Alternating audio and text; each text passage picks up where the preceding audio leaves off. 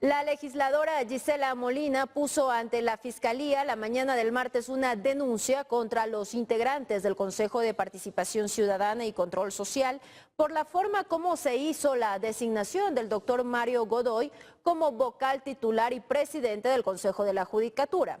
Para nuestra invitada hay elementos en la votación que podrían conducir a pensar que pudo haber habido tráfico de influencias. Y para conocer los detalles que fundamentan esta apreciación, conversamos en esta mañana con Gisela. Ella es asambleísta independiente por Cotopaxi, a quien le damos la bienvenida. Asambleísta Gisela Molina, muy buenos días, bienvenida, gracias por acompañarnos. Muy buenos días, querida Anaís, un saludo a todos los ecuatorianos y muchas gracias por esta oportunidad de poder llegar al pueblo y decirles qué está pasando en el sistema de justicia en el Ecuador.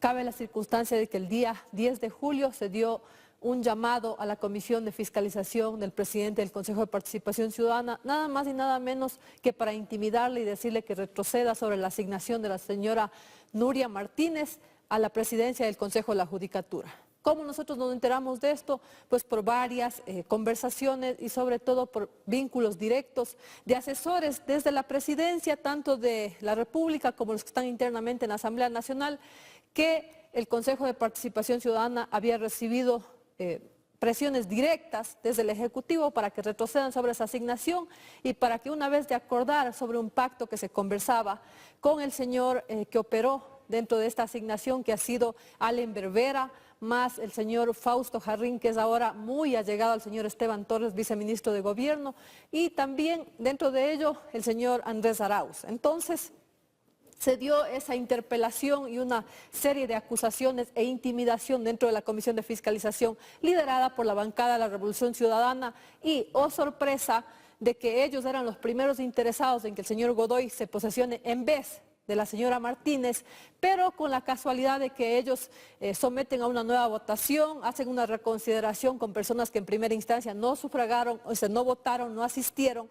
Entonces eso no está estipulado dentro de la ley. Aparte de aquello, después que ellos cometen ese delito, podríamos decir hasta flagrante, en ese momento hay una presión de los asambleístas de ADN con documentación a través del sistema de gestión documental que presionan que se posesione de la forma más urgente e inmediata a este señor, que lo hicieron de la manera que lo hicieron. ¿Quiénes salieron a operar después de su asignación, a decir que están a las órdenes y que el sistema de justicia ha vuelto a caer en manos de un similar o prácticamente directamente a sus actuaciones de Wilman Terán, el señor Godoy? ¿Quiénes salieron a operar? Nada más y nada menos que el señor Andrés Arauz, que el señor Allen Berbera y el abogado y amigo y hermano de Esteban Torres, del señor Jarrín. Entonces, lo que nosotros hemos visto ahora es una terrible manipulación a la justicia.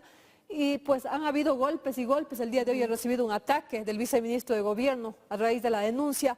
Entonces, lo que nosotros queremos dejar claro y un presente es que la justicia no puede estar manipulada por cada gobierno de turno para que hagan de la justicia un sistema de persecución para quienes no se dobleguen a sus oscuros intereses. Eso es lo que hemos dejado hoy como precedente y hemos ingresado a esa denuncia con toda la documentación y las pruebas necesarias, porque al fin del día lo que ellos intentan es legitimar a Wilman Terán, hacer un sometimiento a un sistema de justicia a su antojo y que el Ecuador sencillamente quede en segundo plano. ¿Por qué por el delito de tráfico de influencias, asambleísta? Porque no tenía que existir ese nivel de intimidación, sobre todo una persecución y tenerle 2 horas al presidente del Consejo de Participación Ciudadana, que es un poder del Estado que se debe manejar de manera independiente, dentro de la Comisión de Fiscalización y diciéndole, si usted no retrocede a lo que pasó, usted va a tener un juicio político, a usted le vamos a denunciar por esto, por este otro. Y aquí lo grave es que todo el Ecuador conoció que la consejera Calvache, que el señor Guarderas, dijeron lo que dijeron. Es más, el secretario de la Asamblea Nacional sale a decir que recibió presiones por este tema de la posesión del señor Godoy para presidente del Consejo de la Judicatura. Tan preocupados de que esto suceda en instantes, de la manera más rápida posible. Entonces aquí está claro, aquí existe un pacto entre el Ejecutivo con la bancada de la Revolución Ciudadana y es un contubernio para posesionar a alguien que tiene muchísimas dudas y que ha sido desprestigiado por su carrera profesional y sobre todo por lo que ha sido defensor de oscuros intereses de personas que tienen un pasado judicial que está claro para los ecuatorianos. Entonces, ante eso, yo no me voy a callar, creo que ha sido el momento oportuno de decir a los ecuatorianos de dejar este precedente y que la Fiscalía se encargue de investigar uno a uno estos delitos que nos han dejado con muchísimas dudas y sobre todo con ese mal precedente que los ecuatorianos no creen en política y mucho peor cuando se presentan antecedentes así. Asambleísta, pero ¿por qué no se hizo esta denuncia antes de que ya todo está consumado? Por ejemplo, ¿qué puede pasar con este tipo de denuncias si ya está posesionado Mario Godoy en la judicatura? Yo tenía que haber tenido toda la documentación que hoy he podido ingresar. Ha sido un tema muy complicado pedir y pedir de que me pasen los DTS de quiénes fueron los asambleístas del gobierno que enviaron a través de su sistema de gestión documental presionando a la presidencia de la Asamblea, al secretario, para que posesionen de manera inmediata al señor Godoy. Hemos tenido que presenciar lo que pasó en la Comisión de Fiscalización, quiénes fueron los asambleístas que estuvieron presionando todas las 2 horas y más que le tuvieron al señor Fantoni, presidente del Consejo de Participación Ciudadana, y qué más pasó de ahí.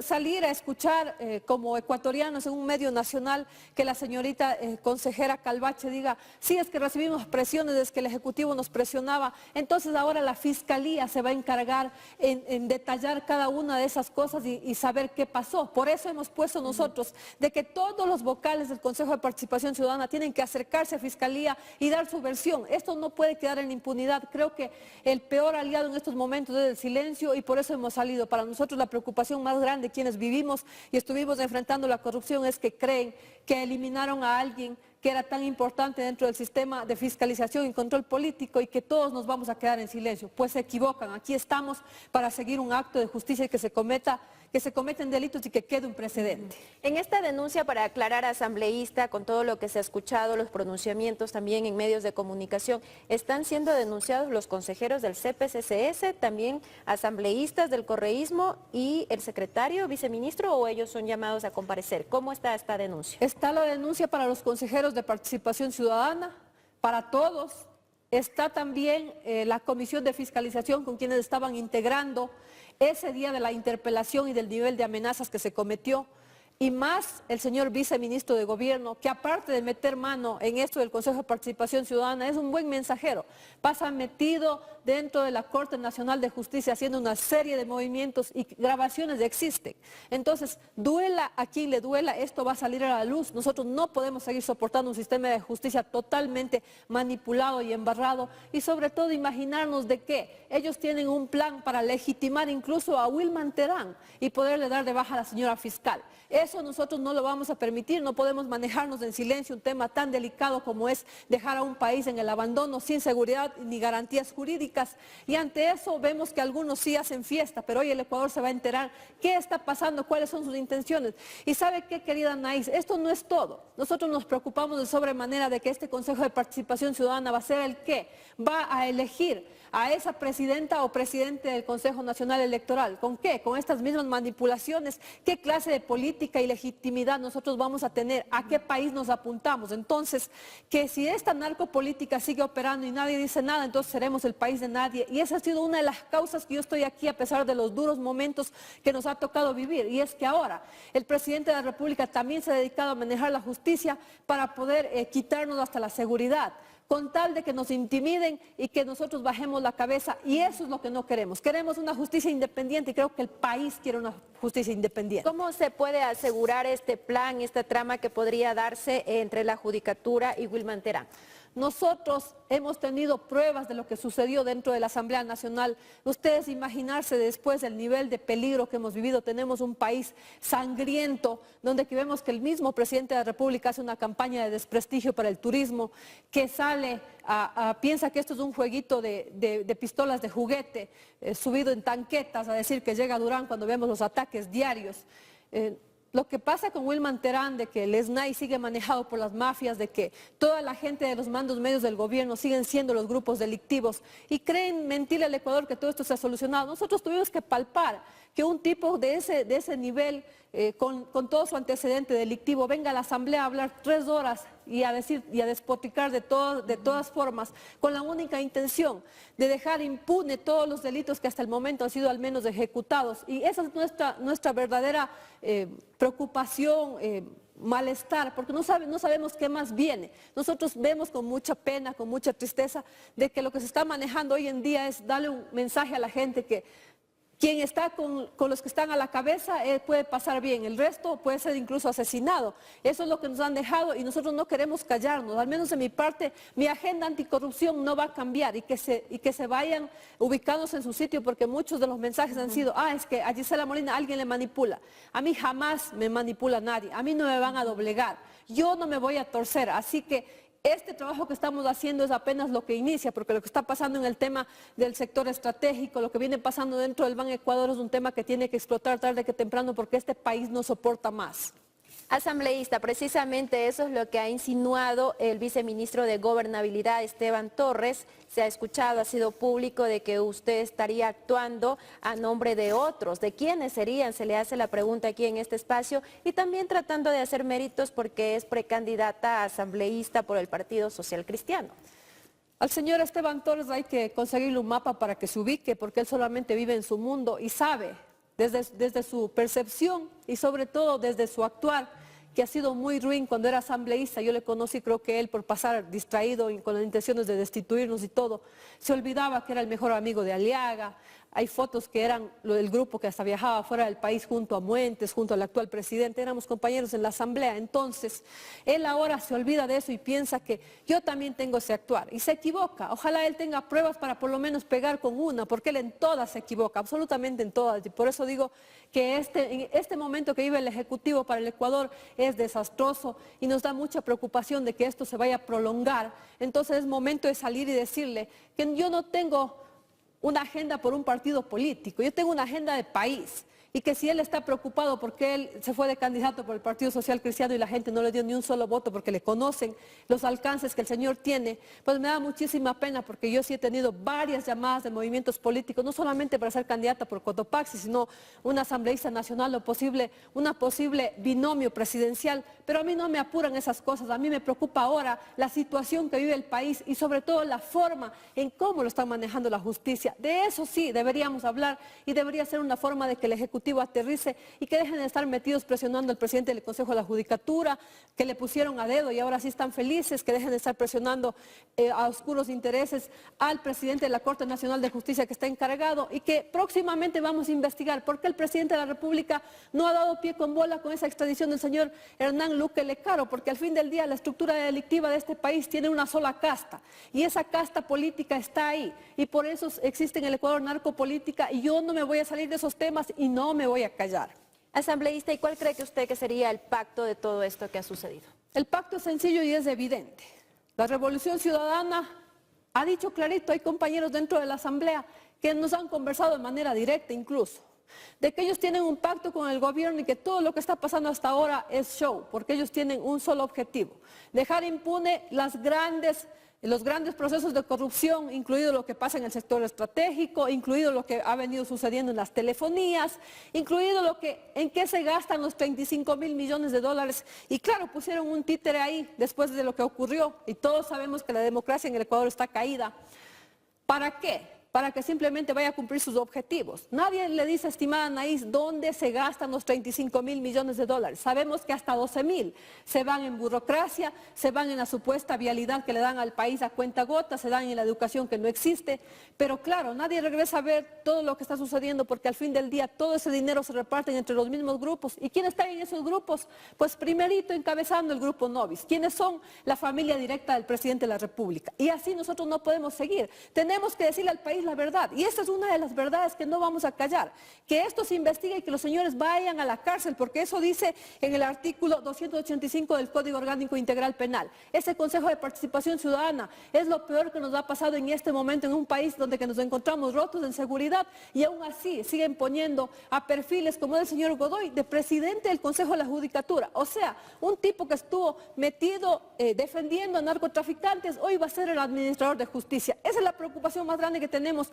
Y como le dije, no es momento de callarnos. Ahora vamos a decir la verdad y vamos a seguir haciendo lo que nos corresponde. Y como le dije al señor Torres, para que esté tranquilo, a mí nadie me tuerce. Así que vamos a seguir y nos vamos a seguir viendo, señor Torres, porque si usted cree que usted no es sujeto de juicio político, usted sí puede ser un gran sujeto para irse a estar de compañero de Pablo Muentes, porque los dos se llevaban muy bien.